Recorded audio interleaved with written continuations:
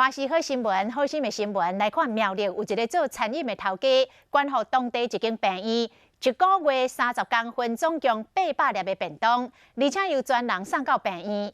医护人员是真感谢哦，讲打来唔免阁烦恼食的问题，会当归心伫第一线来防堵疫情。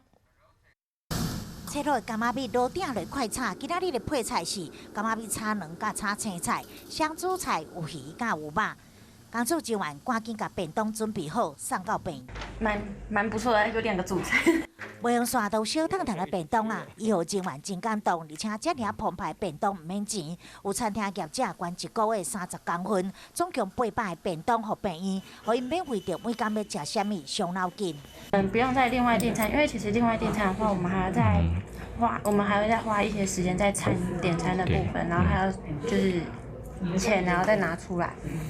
然后，因为疫情关系，其实也不方便送到医院。在这个时间点上，有这个善心的餐厅能够适时的提供我们这个防疫元气便当，让我们同仁感到非常的窝心。医护人员讲，疫情致使工作量增加，尤其风雨衣一穿起来，就无方便啉茶，佮食物件，经常会腹肚枵。有人提供爱心物资，互因感觉真温暖，会继续努力徛伫第一线，防止疫情。